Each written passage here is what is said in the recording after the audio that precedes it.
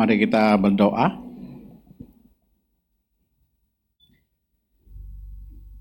Tuhan Yesus, kami sungguh bersyukur ya Tuhan, karya-Mu dalam hidup kami begitu sempurna.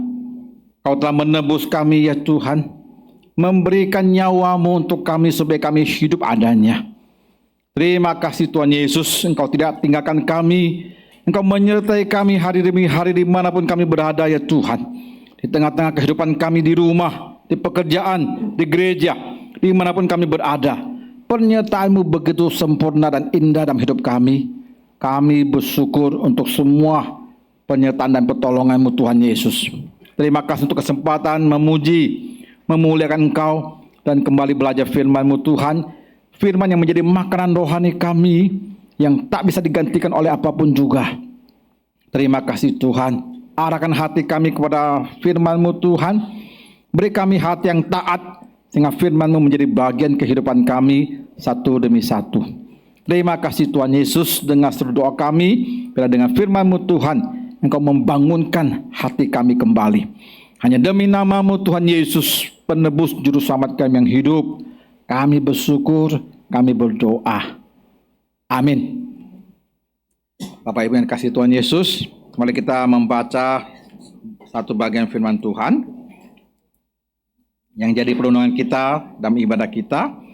Kita buka di Injil Yohanes pasal yang ketiga. Injil Yohanes pasal yang ketiga, nanti ayat yang pertama hingga yang ke-21.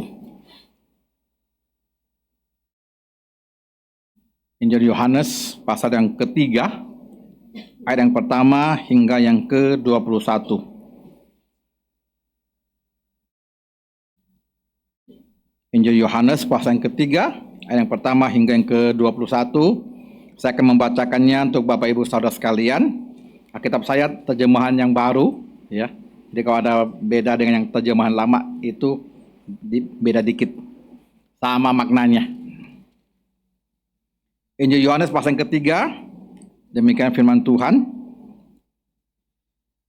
Ada seorang Farisi yang bernama Nikodemus, seorang pemimpin Yahudi. Ia datang pada waktu malam kepada Yesus dan berkata, "Rabi, kami tahu bahwa Engkau datang sebagai guru yang diutus Allah. Sebab tidak ada seorang pun yang dapat mengadakan tanda-tanda yang Engkau adakan itu jika Allah tidak menyertainya."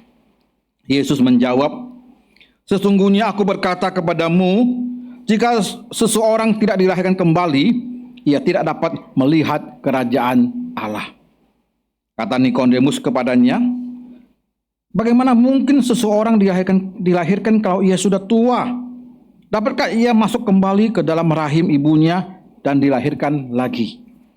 Jawab Yesus, "Sesungguhnya aku berkata kepadamu, jika seseorang tidak dilahirkan dari air dan roh, ia tidak dapat masuk ke dalam kerajaan Allah. Apa yang dilahirkan secara jasmani bersifat jasmani, dan apa yang dilahirkan dari roh bersifat rohani." Yang ketujuh, janganlah heran karena aku berkata kepadamu, kamu harus dilahirkan kembali. Angin bertiup kemana ia mau dan engkau mendengar bunyinya, tetapi engkau tidak tahu dari mana ia datang atau kemana ia pergi. Demikian halnya dengan tiap-tiap orang yang lahir dari roh. Kata Nikodemus kepadanya, "Bagaimanakah mungkin hal itu terjadi?" Jawab Yesus, "Engkau guru orang Israel dan engkau tidak mengerti hal-hal itu? Sesungguhnya aku berkata kepadamu, kami berbicara tentang hal yang kami ketahui dan kami bersaksi tentang apa yang kami telah lihat, tetapi kamu tidak menerima kesaksian kami. Kamu tidak percaya waktu aku berbicara kepadamu tentang hal-hal duniawi, bagaimana kamu akan percaya kalau aku berbicara kepadamu tentang hal-hal surgawi? Tidak ada seorang pun yang telah masuk ke surga selain Dia yang telah turun dari surga, yaitu Anak Manusia. Sama seperti Musa meninggikan ular di padang gurun, demikian juga Anak Manusia harus ditinggikan, supaya setiap orang yang percaya kepadanya beroleh hidup yang kekal. Karena begitu besar kasih Allah akan dunia ini, sehingga Ia telah mengaruniakan Anak yang tunggal, supaya setiap orang yang percaya kepadanya tidak binasa, melainkan beroleh hidup yang kekal. Sebab Allah mengutus anaknya ke dalam dunia bukan untuk menghakimi dunia, melainkan supaya dunia diselamatkan melalui dia. 18. Siapa yang percaya kepada dia, ia tidak akan dihukum. Siapa yang tidak percaya, ia telah berada di bawah hukuman, sebab ia tidak percaya dalam nama Anak Tunggal Allah. Inilah hukuman itu. Terang telah datang ke dalam dunia, tetapi manusia lebih menyukai kegelapan daripada terang, sebab perbuatan-perbuatan mereka jahat. Sebab siapa yang berbuat jahat membenci terang dan tidak datang kepada terang itu, supaya perbuatan-perbuatannya yang jahat itu tidak tampak. Namun, siapa yang melakukan yang benar, ia datang kepada terang, supaya menjadi nyata bahwa perbuatan-perbuatannya dilakukan dalam Allah. Amin. Demikian firman Tuhan, Bapak Ibu Saudara sekalian. Yang berbahagia adalah kita yang membaca firman, merenungkannya, dan berjuang keras dalam iman, menjadikan firman itu bagian hidup kita sehari-hari, bukan hanya baca ataupun dengar. Bapak Ibu yang dikasihi Tuhan Yesus, Nikodemus, seorang pengajar Israel, tokoh agama yang sangat dihormati di tengah-tengah orang-orang Yahudi pada waktu itu. Tapi dia melihat Tuhan Yesus mengajar, bukan hanya sekedar mengajar seperti guru-guru pada umumnya, yang hanya transfer pengetahuan, transfer ilmu. Dia melihat Yesus Tuhan itu rabi, dia mengajar berbeda. Ada satu kuasa yang mengalir keluar, yang menyentuh hati orang. Ada satu kuasa yang mengalir keluar, yang membuat orang terpikat untuk menyaksikan, mendengarkan lebih lanjut lagi. Ada kuasa Allah di tengah-tengah pengajarannya. Bukan hanya transfer pengetahuan, bukan hanya mentransfer ilmu kepada orang-orang mendengarnya. Makanya Nikodemus diam-diam datang kepada Tuhan Yesus, kongko-kongko sama Tuhan Yesus, ajak curhat, ajak ngomong-ngomong pribadi sama Tuhan Yesus. Bapak Ibu sekalian, dia ngomong begini, Rabi, kami tahu engkau datang sebagai guru yang diutus Allah. Ini pengakuannya kan, diutus oleh Allah. Sebab tidak ada seorang pun yang dapat mengadakan tanda-tanda yang engkau adakan itu jika Allah tidak menyertainya. Tidak mungkin tanda-tanda yang menyertai engkau itu, yang begitu luar biasa, itu tidak ada Allah yang menyertainya. Bapak Ibu yang dikasihi Tuhan Yesus, kata Tuhan Yesus kepada Nikodemus, aku berkata kepadamu, sesungguhnya seseorang tidak dilahirkan kembali, ia tidak dapat melihat kerajaan Allah. Jadi Tuhan Yesus bicara tentang kelahiran kembali, lahir baru lagi. Kan bingung dia, makin bingunglah dia. Karena dia hanya guru, yang dia ajar itu adalah dunia fisika, fisik ini yang sehari-hari. Sekarang ngomong tentang lahir baru, itu ada dimensi rohani. Jadi dia bingung. Terus dia tanya, bagaimana orang bisa dilahirkan kembali? Saya sudah tua begitu, lahir lagi gimana caranya? Apa bisa lagi orang masuk ke rahim mamanya? Mamanya udah tua kan? Jadi konsepnya itu bertolak belakang dengan tentang konsep rohani. Bapak Ibu yang dikasihi Tuhan Yesus, lahir kembali itu bukan reinkarnasi. Ya kan? Karena kan ada yang percaya reinkarnasi. Setelah mati kita bisa reinkarnasi. Jadi hidup itu cuma lingkaran bulat, puter, nggak ada habis-habisnya. Nah, kalau yang Tuhan Yesus ajar itu hidup baru itu bukan puter-puter. Ini ada satu hidup yang garis yang naik. Dia sampai tak ada habisnya karena dia kekal sampai selama-lamanya. Nyawa hidup manusia bukan putar-putar. Dia satu garis linear yang terus jalan sampai puncak, sampai pada kekekalan, nanjak. Nah, kalau reinkarnasi kan pengajarannya, kalau sang kita berbuat baik, makanya kan banyak orang berusaha berbuat baik kan, nolong orang, ya apa yang bisa kita buat untuk menolong orang lah, jangan hanya hidup buat diri sendiri aja. Nanti kalau kita mati, nanti kita bisa lahir kembali, jadi ganteng gitu ya, cantik, anak bupati, anak presiden, ya, putri gubernur gitu. Karena kita berbuat baik di dunia sekarang. Sebaliknya, kalau kita tuh jahat pisan, sangat jahat, liciknya, lihainya minta ampun gitu. Liket sekali gitu ngerti. Nanti mati lahirnya jadi ular kan licin kan ya. Atau kita ini pemalas ya, bangun tidur main HP di ranjang, terus main HP lagi, makan lagi, ke toilet lagi, tidur lagi, main HP lagi. Wah, namok ngapa-ngapain ya. Kalau dicungkukkan langsung dibawa jadi militer kan. Nah, kalau di Indonesia nanti mati, lahirnya jadi babi. Nah, itu adalah reinkarnasi. Hidup putar-putar, nggak ada habis-habisnya. Wah, itu capek sekali tuh. Nanti kalau dia waktu dia jadi ular, dia baik hati ularnya, nggak gigit-gigit orang, nolong-nolong orang, dia lahir lagi jadi perempuan, ya lumayan lah. Nah, itu putar-putar. Tapi yang Tuhan Yesus katakan, engkau harus lahir kembali. Itu bukan putar, itu satu garis. Maksudnya, belum mati, kita masih belum mati, sekarang juga kita mesti lahir kembali, Bapak sekalian. Lahir yang baru. Kan kita manusia itu kan semua sama. Kita lahir pertama kan dari mama, ya kan? Waktu mama mengandung, kita sudah ada. Waktu kita ada, kita dilahirkan, kita akan terus ada.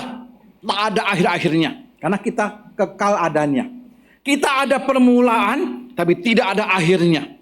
Kalau Tuhan kan, dia tidak ada permulaan, tidak ada akhir. Karena dia adalah Alfa dan Omega. Tapi kita ada permulaannya. Karena kita adalah ciptaan Tuhan. Waktu kita dilahirkan atau kita dikandung, itu permulaan hidup kita. Kita sudah ada. Makanya nggak boleh aborsi kan. Dan kita akan terus ada sampai selama-lamanya. Satu garis linear yang panjang. Memuncak sampai kepada hidup yang kekal. Nah, itu adalah ajaran Tuhan Yesus. Kita itu harus lahir kembali waktu kita masih hidup sekarang. Belum mati. Kalau sudah mati, sudah terlambat. Manusia itu akan berguna. Tidak ada yang terlambat kalau dia sekarang ambil keputusan yang tepat. Ingat enggak waktu Tuhan Yesus disalibkan? Kan kita baru Jumat Agung kan kemarin. Ada penjahat kan kanan kiri kan. Ada satu yang ini kan udah disalibkan, berarti udah tinggal tunggu mati aja nih. Ada satu yang, Yesus, kalau kau nanti pergi sebagai raja, ingat aku ya. Oh, dia mengakui tentang Yesus adalah adalah raja. Terus kata Tuhan Yesus apa? Aku berkata kepadamu, sesungguhnya sekarang juga kau bersama dengan aku di Taman Firdaus Allah. Kau sudah bersama aku di surga. Bapak Ibu yang dikasihi Tuhan Yesus, pada waktu kita lahir kembali, itu kita sudah bersama dengan Tuhan di dalam Taman Firdaus Allah rohani. Tapi kita kembali ke yang lahir yang pertama. Waktu kita lahir dari mama kita, semua orang itu dilahirkan dalam dosa. Makanya bayi-bayi itu ya, itu sudah bisa menekan orang tuanya dengan tangisan. Ada bayi yang pura-pura nangis, nggak dengar, dia nangis lagi, sengaja, ngerti? Karena itu udah menekan orang tua. Kan zaman sekarang kita banyak TikTok kan ya, kita bisa lihat tuh bayi-bayi yang sengaja kan di video, dia nggak diperhatikan. Dia nangis lagi supaya diperhatikan. Tuh, itu masih bayi loh. Udah bisa lele-lele, nggak ada yang perhatikan gitu. Ya. Udah menekan orang tua. Sudah tahu buat sesuatu yang menyusahkan orang lain. Pokoknya yang namanya dosa itu ya, selalu menyusahkan orang lain. Ya. Dosa itu bikin orang repot. Dosa itu bikin orang pokoknya nggak nyaman hidupnya. Itu sudah sifat dosa. Nanti makin besar-besar itu anak itu, dia akan ikuti perkembangan zaman. Perkembangan dia gitu. Manusia itu nanti dia akan tahu cara berbohong dengan sendirinya. Ditambah dengan orang tua yang tanpa sengaja ngajarin dia berbohong, dia makin mahir lagi. Kan banyak orang tua kan yang mau ditagih hutangnya. Ada di pagar, dia ngomong sama anaknya. Adik-adik, ngomong sama om itu ya, papa nggak ada di rumah. Tuh kan, dia sedang mengajak anaknya berbohong. Anaknya masih belum lah, dia datang ke orang itu, om, kata papa, dia nggak ada di rumah. Masih ada polos-polos anak kecilnya. Tapi dia akan terus berkembang. Ditambah dengan orang tua yang tanpa sengaja ajarin dia yang begitu-gituan, yang negatif, dia akan cepat berkembangnya.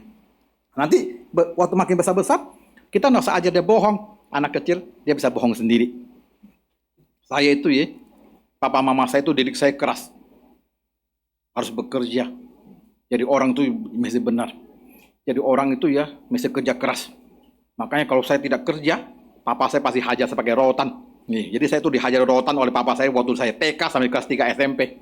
Jadi maka badannya agak keras. Nah, saya itu bisa lolos dari rotan kenapa? Karena waktu saya sekolah STM pindah kota ke kota lain untuk kos aman lah saya sudah. Ya, kalau enggak akan dihajar sama tamat STM. Nah, itu saya dididik keras, nggak boleh sembarangan, kerja benar, semua benar. Nah, waktu saya masih TK, kan mama saya itu kan goreng ikan. Oh, banyak ikan nih untuk makan siang gitu ya. Terus simpanlah di meja makan tuh di tudung saji. Nah, tudung saji itu dia bilang sama saya, Haryanto, kan saya orang Teochew. Ada nama Teochew-nya sebenarnya. Ini terjemahan Indonesia semuanya. Karena nama Teochew saya kan rahasia. Jadi dia bilang sama saya, Haryanto, ini ikan banyak tuh, kan ikan yang besar tapi banyak satu piring besar gitu kan. Jangan dimakan ya, nanti makan siang. Ya. Masih TK kan gitu. Ya udah dia keluarlah, mama saya bantu papa saya di toko. Karena zaman dulu kan toko tuh di depan itu tengah itu masih panjang kan, sampai bagian belakang tuh taman-taman segala macam, itu panjang rumah kita. Kan saya anak TK. Ya. Kan anak-anak itu kan namanya ikan goreng tuh ya sangat menggoda hidung. Kita udah model seperti kucing lah pokoknya kalau udah seperti itu kan. Jadi saya itu, kan saya kan ditinggalin di meja makan gitu. Itu kan sangat bahaya sekali kan. Kalau masuk dalam godaan, kalau mau bawa keluar ke toko lah kan. Jadi saya ditinggal sana aja. Akhirnya tidak tahan kita, jatuh dalam pencobaan. Buka tudung saji, ambil 1 ekor, makan habis, tinggal tulangnya. Terus saya bawa tulang itu ke bagian paling belakang, karena kan ada taman, pohon-pohon, tanah gitu kan. Saya gali lubang, saya kubur. Mungkin pakai upacara sedikit kali ya, kubur. Bayangkan, saya masih TK, papa saya, mama saya ngajar saya begitu ketat, tidak boleh berbohong, harus jujur. Tapi saya bisa tiba-tiba tahu caranya untuk menutupi dosa kesalahan saya dengan kubur tulangnya. Itu dari mana itu strategi yang begitu luar biasa itu? Ya kan? Itu karena kita lahir membawa sifat dosa. Dan dia akan terus berkembang sesuai dengan kemampuan kita. Nanti waktu lulus kuliah, jago komputer, jago IT, nanti bisa membobol bank rekening orang lain. Makin hebat manusia, dia makin luar biasa canggih dosa kejahatannya. Makin hebat dia bisa tutupi kejahatannya supaya tidak ketahuan dosa-dosanya. Itu kalau masih di dalam lahir yang pertama. Maka kata Tuhan Yesus, hai Nikodemus, aku berkata kepadamu, engkau harus lahir kembali. Padahal dia pengajar Israel, tokoh agama yang luar biasa dihormati. Tapi kata Tuhan Yesus, kamu harus dilahirkan kembali. Karena kalau tidak, sebaik apapun manusia, dia masih dikuasai oleh dosa, dia akan bisa bikin dosa yang tertutup oleh jubah-jubah keagamaan tanpa orang tahu. Maka kata Tuhan Yesus, engkau harus lahir kembali. Bapak Ibu yang dikasihi Tuhan Yesus, waktu kita lahir kembali, waktu kita masih hidup, ada kala kita percaya Tuhan Yesus. Kalau kita bikin dosa dari bayi ini sampai kita mati, kan satu hari waktu kita mati, kita harus bertanggung jawab atas dosa yang kita lakukan sendiri. Siapa bikin dosa, apa yang dia lakukan, dia tanggung jawab sendiri. Tidak ditanggungkan kepada anak-anaknya. Anak bikin dosa, kesalahan dia tanggung sendiri. Masing-masing orang tanggung dosanya sendiri, tidak diwariskan. Nah ada, itu masing-masing. Sama seperti misalnya, saya cacat. Waktu saya punya anak saya tidak akan cacat. Karena yang cacat saya. Kan banyak orang yang dia tidak sempurna, tidak punya kaki misalnya. Anaknya punya kaki sempurna, tidak diturunkan. Dosa salah kita juga tidak diturunkan. Siapa yang bikin dosa salah, dia bertanggung jawab sendiri. Maka waktu kita mati, kita akan menanggung dosa-dosa kita. Tapi puji Tuhan, kata Tuhan Yesus, karena begitu besar kasih Allah akan dunia ini, sehingga ia telah utus anaknya ke dalam dunia, supaya yang percaya kepada dia tidak binasa, tidak menanggung dosanya sendiri, tidak dihukum karena dosanya, tetapi dapat hidup yang kekal. Inilah anugerah Tuhan Yesus yang luar biasa yang Tuhan ajarkan kepada Nikodemus supaya dia mengerti. Pada waktu Tuhan Yesus datang ke dalam dunia, dia menebus dosa kita. Dia menggantikan semua dosa-dosa kita. Dia menggantikan semua kesalahan-kesalahan kita, menanggungnya untuk kita supaya kita bebas, kita free. Kita tidak terima resiko karena perbuatan kita. Contoh, ya. Ada seorang bapak, dia punya anak laki-laki. Ini anak nakalnya luar biasa. Hyper nakal. Nggak bisa diem. Wah, nggak bisa. Kalau nggak diem itu nggak tahan pokoknya. Ya. Suruh dia diem nonton TV kagak bisa. Dulu sebentar, langsung kabur lagi. Nakalnya luar biasa. Nah, satu hari itu papa yang ngomong sama dia. Nanti kalau papa pulang, kau masih nakal-nakal gitu ya. Berkelahi, bikin macam-macam rusak segala macam. Nanti papa pukul kamu. Papa pukul kamu pakai ikat pinggang 10 kali. Ini hukuman, ancaman, ya kan? Ya, ingat ya? Ya. Terus papa pergi kerja. Waktu papanya pulang, ya ampun itu anak bukan bertobat gitu ya. Nah, dengar apa yang papa yang ngomong, ya sih, tapi tidak diturutin. Ya kayak kita lah kan, mendengar firman, oh amin, tapi tidak diturutin. Sehari-harinya tidak diturutin, dengan itu kan sama aja kan, ini seperti orang nakal. Kristen nakal gitu. Nah ini juga sama gitu. Dia nak nurutin, dia sama kelakuannya, nakalnya luar biasa. Bikin rusak, bikin ribut, dalam rumah itu hancur-hancuran. Papa panggil dia. Jadi papa bilang apa waktu papa mau pergi? Kalau kamu masih buat seperti yang kemarin-kemarin, kan papa udah bilang papa akan pukul kamu dengan sabuk ikat pinggang papa ini 10 kali. Bayangkan anak kecil 10 kali cambuk, sengsara juga itu. Kamu ingat ya? Iya papa, ya. Yang buka baju kamu, baring di ranjang, papa akan pukul kamu 10 kali cambuk. Jangan papa, jangan dia buka baju. Buka baju. Iya buka. Jangan papa, buka. Dia buka baju, dia baring di ranjang terlentang gitu ya. Papanya buka sabuk ikat pinggangnya. Waktu papanya mau pukul, dia kasihan sama anaknya. Mana ada papa tidak sayang sama anak ya? Ada orang tua yang tidak sayang anak gitu. Dia nak tega gitu, dia sayang. Terus dia suruh anaknya, dah kamu bangun, pegang ini sabuknya. Papanya buka baju, gantikan dia. Dia terungkap di ranjang. Kamu pukul papa 10 kali. Papa gantikan kamu punya pukulan. Papa sayang sama kamu. Papa tanggung kamu punya hukuman. Pukul papa 10 kali. Sekeras-kerasnya. Ya papa. Jadi udah pukul, nak berani. Kau nak berani pukul, papa yang pukul kamu. Ya. Dia pukul 10 kali. 10 kali. Sekeras-kerasnya. Sambil pukul-pukul itu anak nangis kan. Papanya soalnya bukan ada salah, dia nangis. Tapi setelah itu ya, itu anak jadi kuai-kuai. Wah dia tahu nanti papanya tanggung hukumannya dia lagi, kasihan papanya. Wah, penggantian hukuman. Itu yang Tuhan Yesus lakukan waktu dia mati di kayu salib. Dia ganti cambukan buat kita. Sehingga dia yang dicambuk. Dia ganti tubuhnya yang mesti dihancurkan, dia ganti dengan tubuhnya dihancurkan. Maka kita ada perjamuan kudus. Dia curahkan darahnya. Harusnya darah kita yang dicurahkan karena kita orang berdosa. Dia gantikan kita. Karena kasihnya kepada kita sangat besar. Sangat besar, luar biasa. Besarnya melebihi dosa dan pelanggaran kita. Dosa manusia yang paling besar sekalipun, yang paling jahat, kasihnya lebih besar daripada yang paling jahat. Apa sih dosa yang paling besar sih menurut kita? Membunuh, menghilangkan nyawa orang kan? Atau korupsi 271 T? Yang mana yang paling besar sih?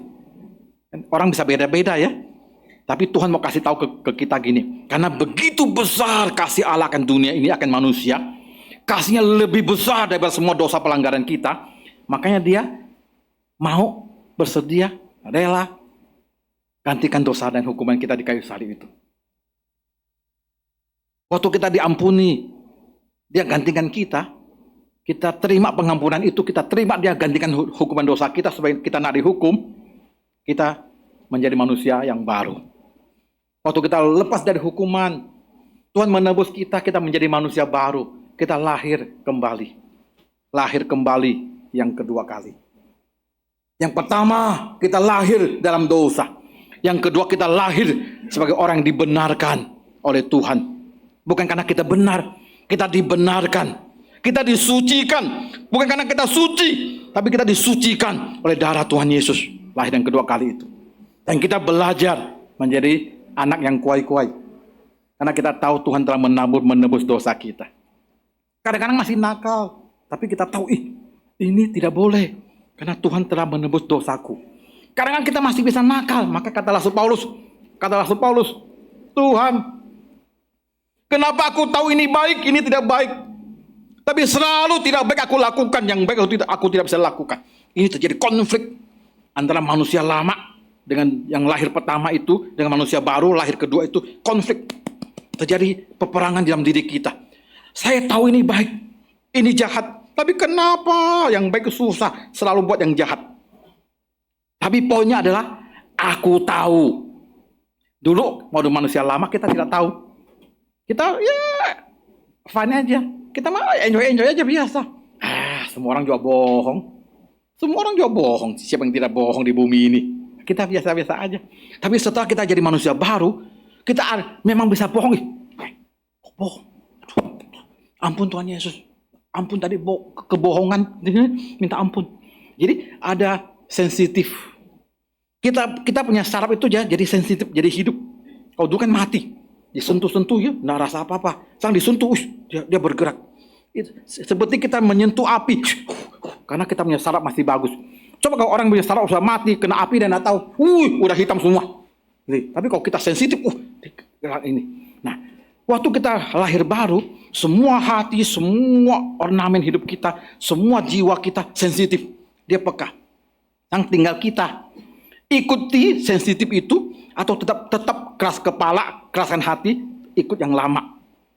Itu tergantung pilihan kita masing-masing. Setelah kita menjadi anak, betul nak?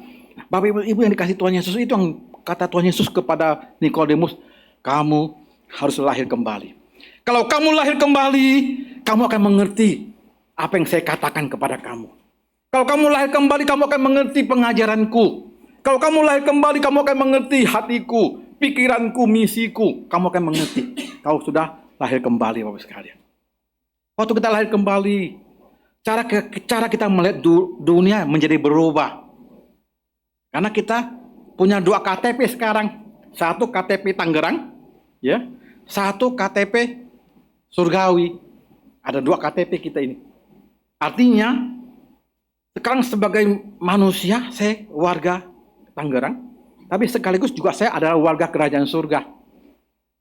Ini saling mempengaruhi ini. KTP surgawi kita yang kekal, apakah mempengaruhi hidup kita sehari-hari? Atau yang sehari-hari menutupi tentang kewarganegaraan kita yang surgawi sehingga tidak tampak? Itu ada pilihan kita. Bikin dia bercahaya, berterang, bersinar, atau tertutup oleh karena kehidupan kita sehari-hari. Itu adalah pilihan kita, Bapak sekalian. Nah, Tuhan mengatakan kepada Nikodemus, kamu harus lahir kembali. Supaya dia, hidupnya itu bukan hanya mengajar, tapi dia mentransfer hati, mentransfer jiwanya, mentransfer hidupnya. Ada kuasa yang mengalir keluar, karena datang dari hati, bukan hanya dari pengetahuan yang dia ngerti di otak pikirannya dia. Bapak Ibu dikasih Tuhan Yesus, Tuhan mau supaya kita waktu lahir kembali, sudah lahir oleh pengorbanan Tuhan Yesus, oleh pekerjaan Roh Kudus itu, kita hidupnya sebagai terang Tuhan yang menjadi terang bagi banyak orang. Bapak Ibu yang dikasih Tuhan Yesus, hari ini kita ini adalah mantan orang berdosa. Mantan ya. Karena kita sudah lahir baru, kan yang lama sudah ditinggalkan. Tapi mantan ini, karena kita belum mati soalnya.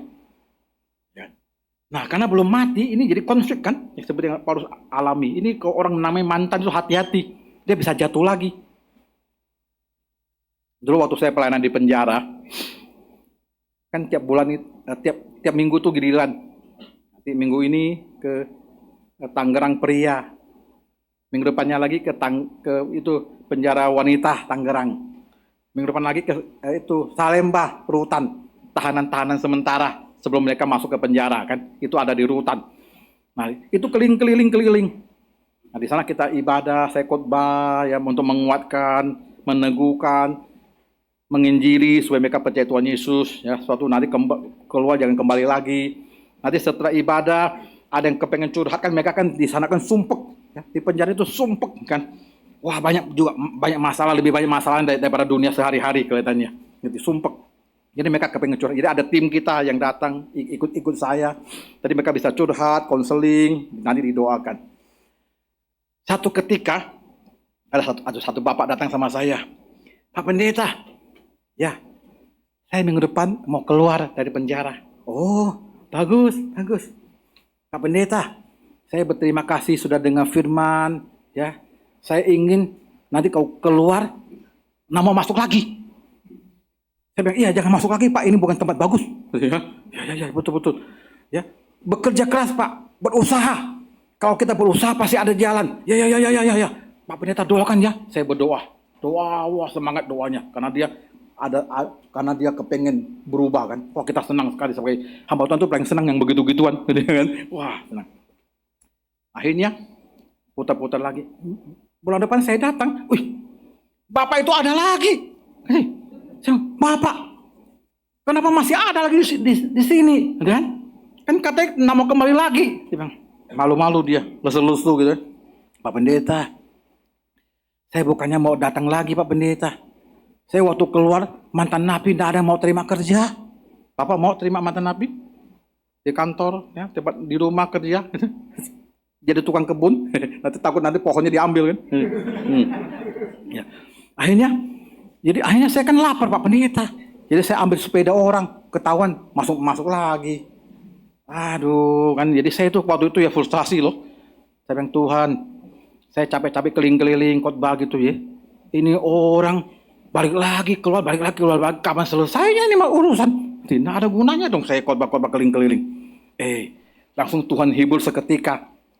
Ada orang Kristen baik, kan Kristen ada yang baik, ada yang nggak baik ya. Ini yang baik punya nih. Ini yang baik.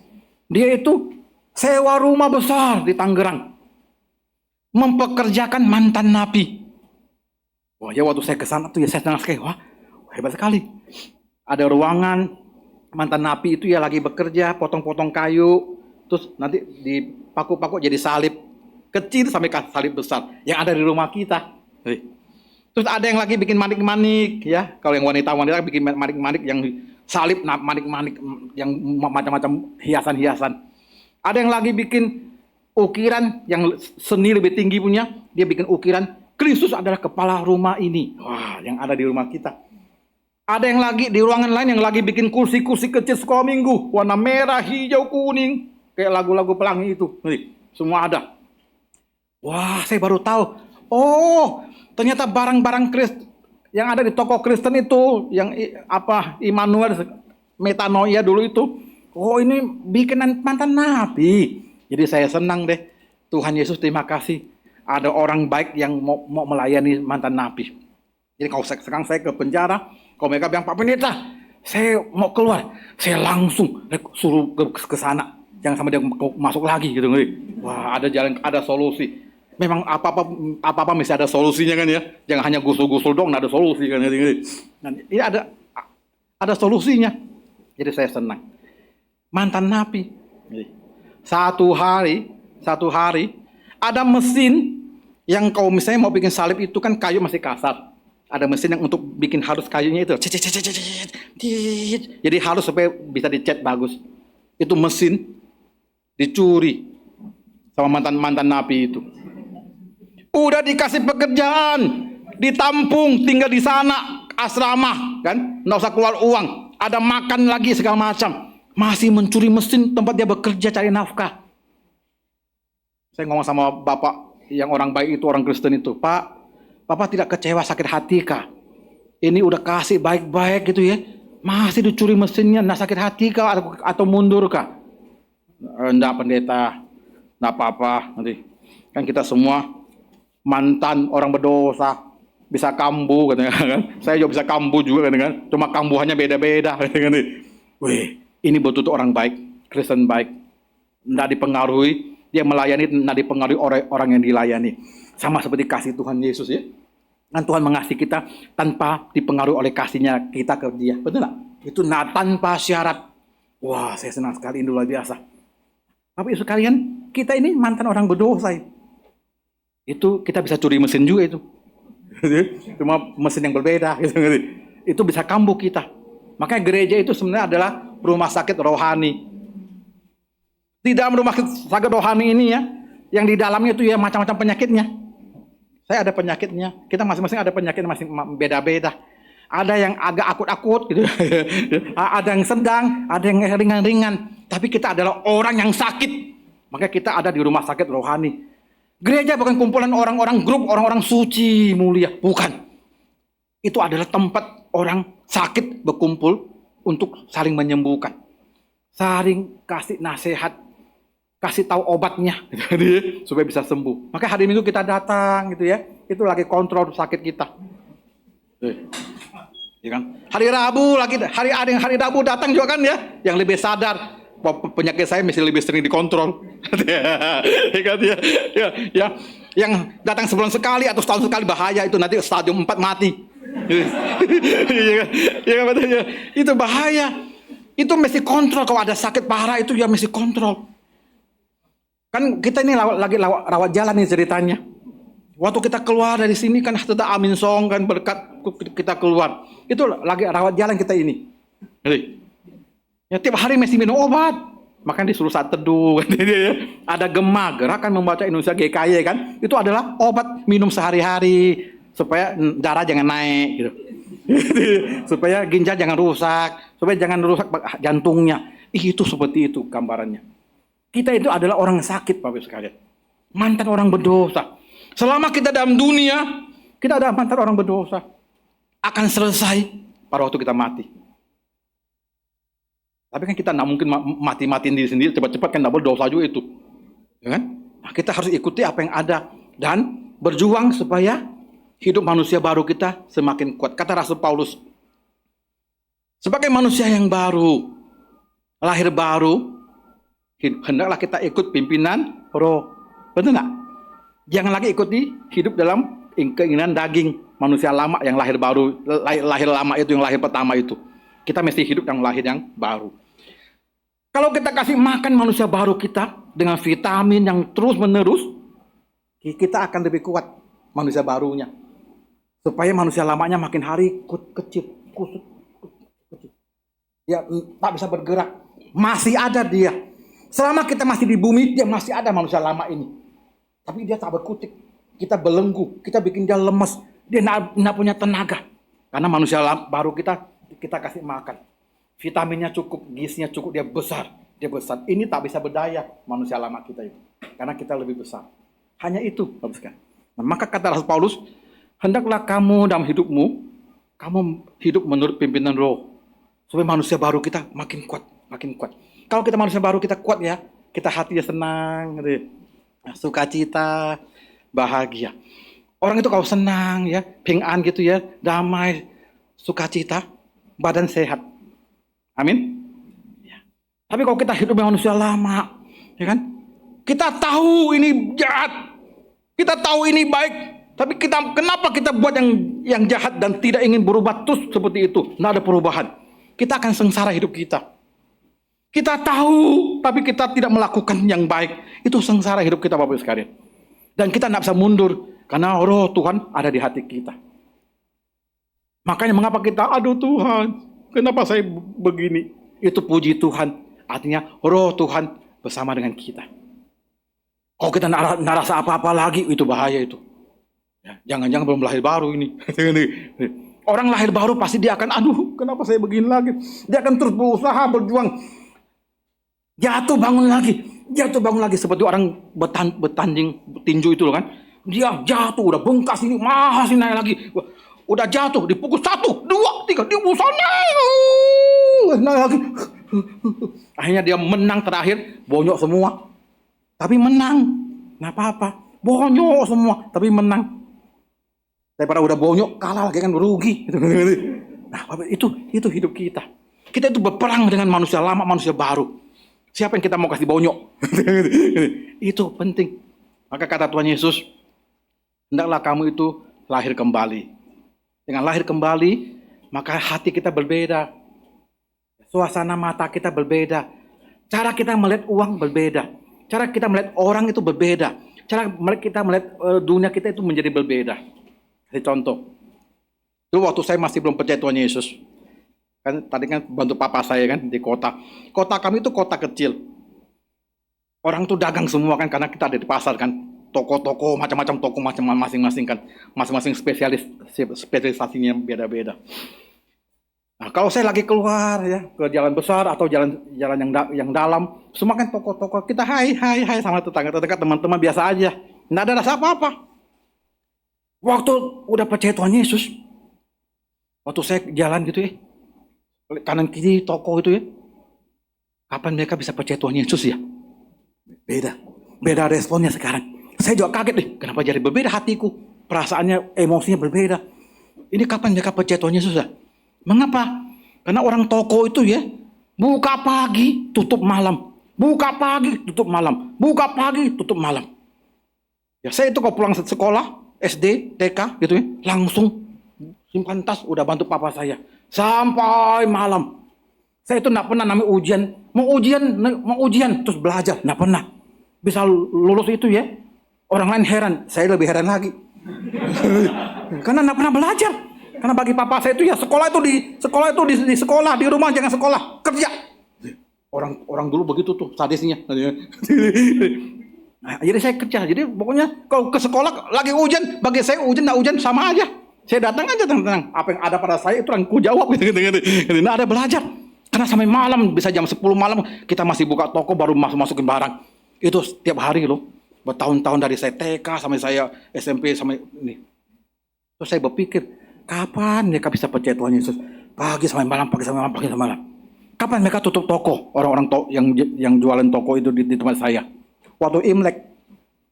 Imlek hari pertama, Imlek hari kedua, Imlek hari ketiga aja sudah mulai ada yang buka-buka nih kecil-kecilan. Satu pintu kecil-kecil. Jadi saya, waduh ini kapan bisa percaya Tuhan Yesus ya? Ya, papa saya itu hari kedua aja nih. Kalau ada orang lewat dia lagi buka pintu. Bos, pengen belanja boleh nah bos? Masuk. Dia tutup pintunya. Udah suruh belanja di dalam. Kapan bisa percaya Tuhan Yesus? Nah makanya satu hari saya dapat ide. Nanti Natal coba undang mereka. Kalau Natal undang orang kan agak kehormatan ya. Internasional kan. Undang mereka. Saya ngomong sama gembala saya. Pak Gembala, nanti Natal kita undang Gus. Kota kita satu-satu semua kita undangin. Nanti datang kita doa saja lah. Ya. Saya sama gembala saya kita masuk dari toko ke toko, rumah bagi undangan. Dihina-hina, diejek-ejek, diolok-olok.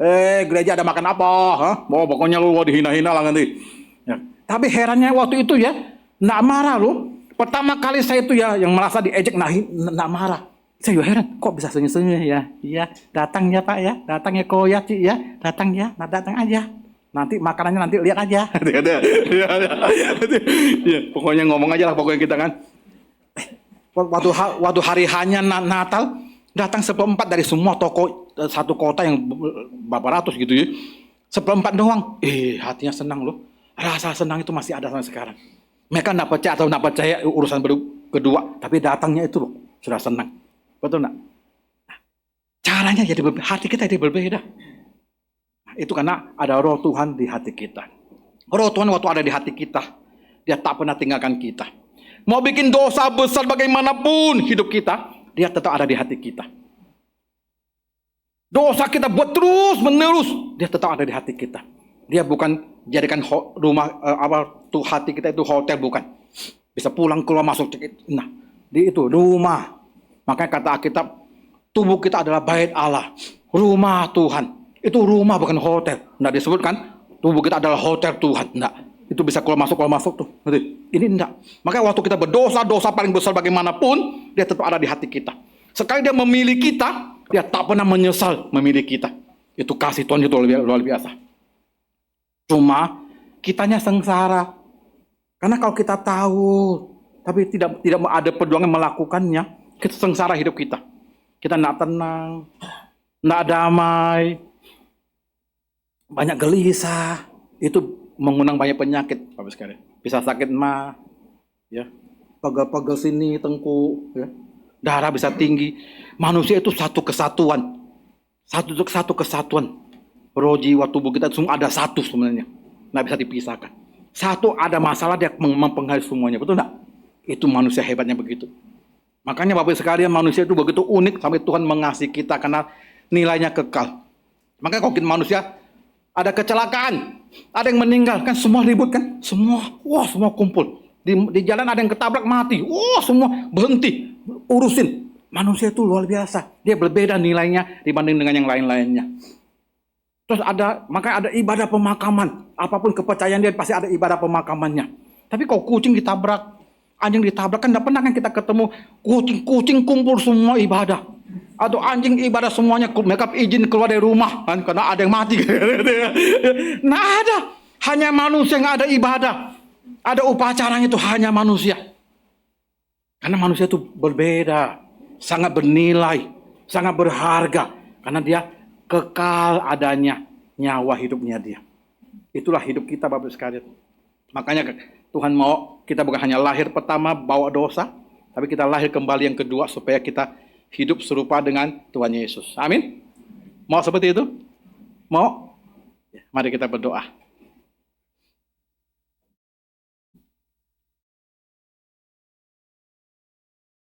Tuhan Yesus, kami bersyukur ya Tuhan, waktu kami masih dalam kegelapan, lahir sebagai orang berdosa, tiada pengharapan, kami melakukan semua yang di manusia lakukan.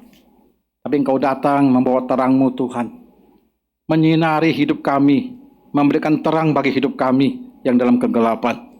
Sehingga kami punya jalan keluar dan kami bisa hidup berbeda dengan rata-rata orang. Karena Roh Tuhan sudah ada di hati kami. Kami belajar melayani. Kami belajar dengan nilai-nilai yang baru. Kami belajar dengan cara-cara yang baru.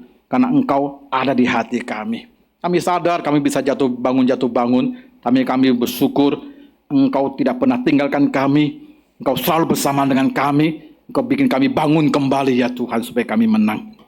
Terima kasih Tuhan untuk kehadiran-Mu yang begitu indah dalam hidup kami yang lemah hina ini ya Tuhan. Terpujilah Tuhan, sempurnakan firman-Mu di hati kami. Beri kami kekuatan dan kuasa hidup di dalamnya. Hanya demi nama-Mu Tuhan Yesus, penebus juru selamat kami yang hidup, kami bersyukur, kami berdoa. Amin.